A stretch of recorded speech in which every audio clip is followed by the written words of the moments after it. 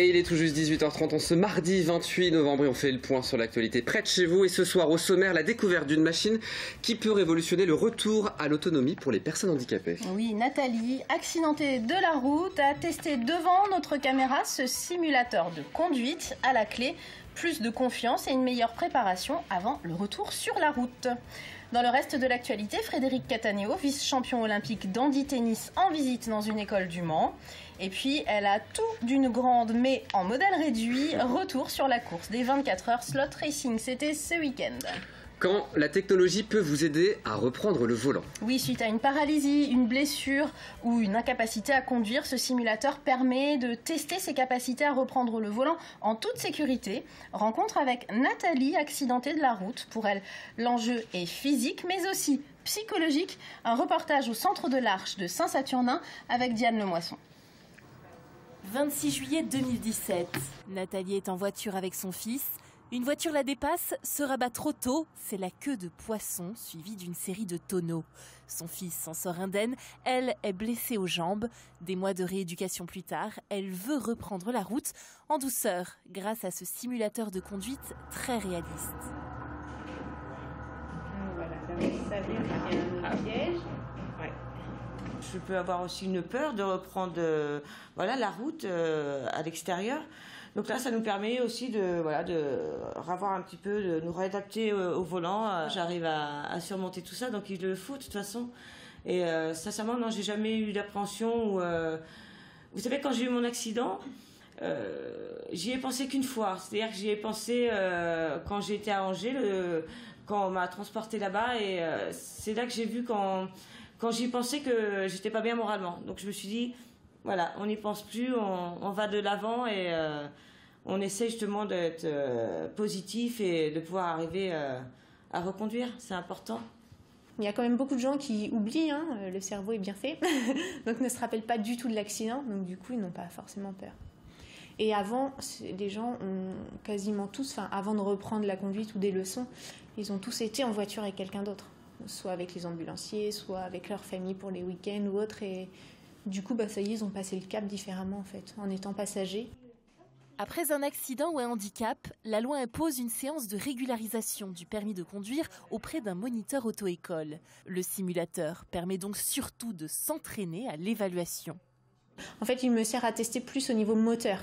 Au niveau moteur, donc la capacité là, comme on l'a vu pour Nathalie, si elle pouvait à nouveau conduire une boîte manuelle, donc utiliser sa jambe gauche pour débrayer, ou bien passer sur une boîte automatique, parce que c'est pas possible. Et des fois, c'est réellement des entraînements, même pied droit, donc ça peut servir de rééducation.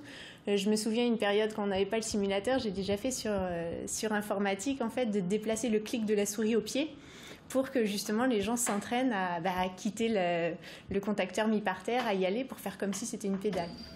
Donc voilà, on a un accélérateur cercle, donc les gens accélèrent en appuyant sur le cercle et freinent en fait avec le levier. Différents accessoires permettent de tester les aménagements possibles ensuite sur la voiture selon le handicap. Le simulateur est en action au centre de l'Arche depuis le mois de janvier. Il a été financé par la fondation MMA Solidarité à hauteur de 46 000 €. Il n'était qu'une poignée, pourtant leur avenir se joue peut-être dans les prochains jours. Oui, celui des 2000 éleveurs de bovins de la Sarthe. Une poignée d'entre eux voulaient manifester leur colère ce mardi devant la préfecture et dans les allées du marché de Noël du Mans, place de la République. Une action qui s'est déroulée quelques minutes avant leur rencontre avec le préfet Nicolas Quillet. Les raisons de leur colère, l'ouverture annoncée du marché européen à 100 voire 130 000 tonnes par an de viande bovine en provenance des pays d'Amérique latine et du Canada. Une concurrence totalement déloyale selon Éric Naveau, vice-président de la section bovine de la FDSEA en Sarthe. L'élevage à étang ici, c'est très porté sur l'herbe, c'est des vaches qui sont dehors, c'est du notion d'environnemental. On a des contraintes pour bien justement respecter tout. Au Brésil, eux, on va dire, c'est du no limite, quoi. Ça fait de nombreuses années que les éleveurs, on se bat pour essayer d'avancer. Et que malheureusement, on a un discours politique qui d'un côté nous dit oui, on vous défend, et puis de l'autre côté, on voit ça encore aujourd'hui, on veut laisser rentrer de la viande qui vient du Brésil, produit avec des farines animales, produit avec des OGM, produit avec du glyphosate, et ça gêne personne, notamment nos politiques qui pourtant nous disent qu'ils sont contre tout ça.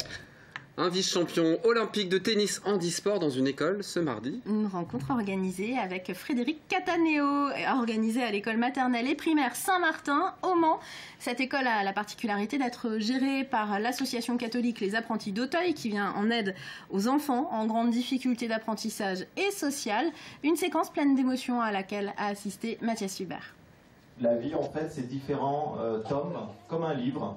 Donc moi, ma première vie, elle s'est fermée. On m'a donné une deuxième chance, donc j'ai ouvert le deuxième tome. Et j'espère que ce tome, il va durer le plus longtemps possible.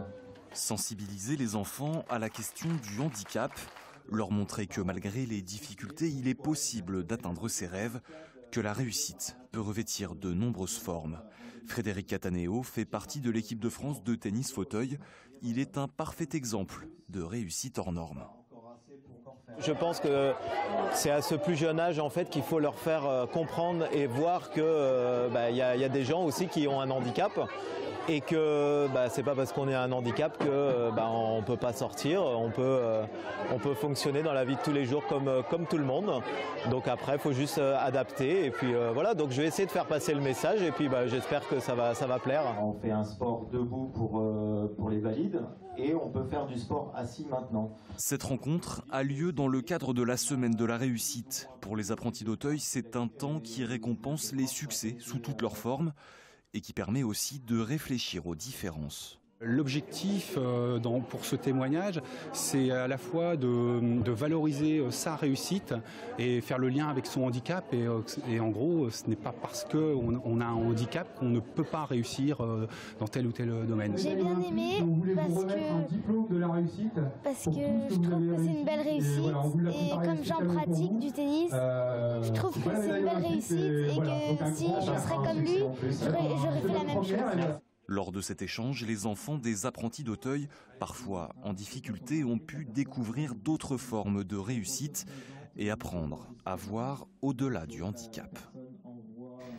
Des jeunes aussi, mais un peu moins jeunes, Laure, étaient présents à l'université du Maine cet après-midi. Oui, 3000 lycéens de Sarthe et de Mayenne sont venus assister comme des grands à des cours sur le campus de l'université du Maine dans le cadre de l'opération Cours à la fac.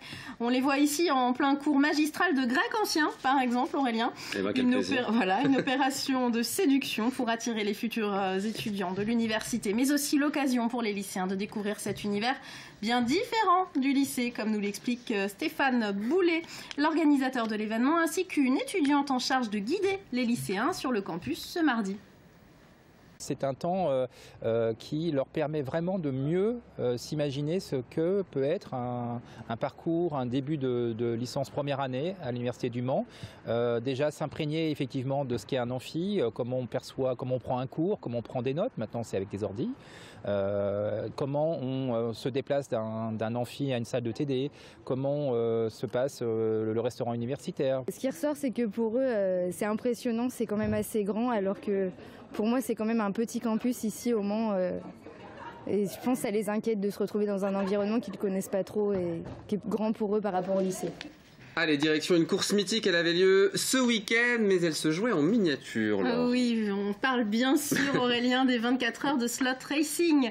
Ces voitures sur circuit électrique que des passionnés font vivre lors de courses épiques et notamment en reproduisant à l'identique les 24 heures du Mans. Pour sa 6e édition, l'événement a attiré 14 équipes venues de toute l'Europe. Michael Texier y était. Il soigne les moindres détails pour reproduire les 24 heures du Mans sur un plateau. Patrouille de France, piqueur officiel des 24 heures, la grande roue, les décors qui se rapprochent au plus de la course des 24 heures, les voitures aux mêmes décorations que les voitures qu'on peut voir au mois de juin. Voilà, c'est quelque chose qu'on aime et on aime bien le détail, la précision et la beauté des 24 heures.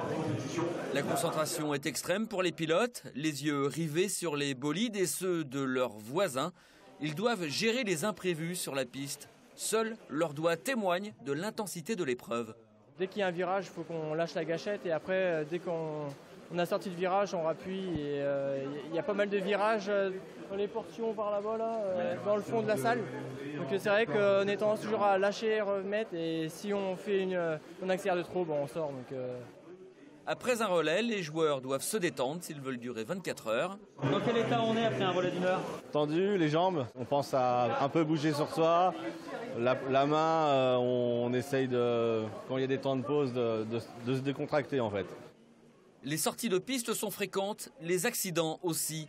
L'épreuve est rude pour les mini-bolides qui peuvent effectuer pour certains plus de 4000 tours de circuit avec des pointes à 60 km/h. Et pour l'aspect technique, là aussi, le règlement s'inspire de l'arène des courses d'endurance. On est à la table, ce qu'on appelle la table technique, au contrôle technique des voitures. Donc dès qu'il y a un incident sur n'importe quel team, GT Proto, ils viennent nous voir, ils nous disent je suis le team X, on leur donne leur boîte d'outils, ils réparent à leur guise. Après, s'il y a un petit truc non autorisé, nous on note et on pénalise. Après, s'ils ont besoin de pneus, il y a les boîtes de pneus comme vous pouvez voir ici. Donc, parce que les pneus, il y a 7 paires pour la course, donc c'est réglementé. À chaque changement, on leur donne une nouvelle paire, on récupère les anciens. Après 24 heures de course, le team normand s'est imposé sur Porsche 919. Le bolide a parcouru plus de 6500 tours. Si ce reportage vous a donné envie de jouer aux petites voitures et de rencontrer l'association organisatrice, elle ouvre ses portes les vendredis 9 et samedi 10 décembre. Toutes les informations sur le Facebook de l'association SRC-Le Mans.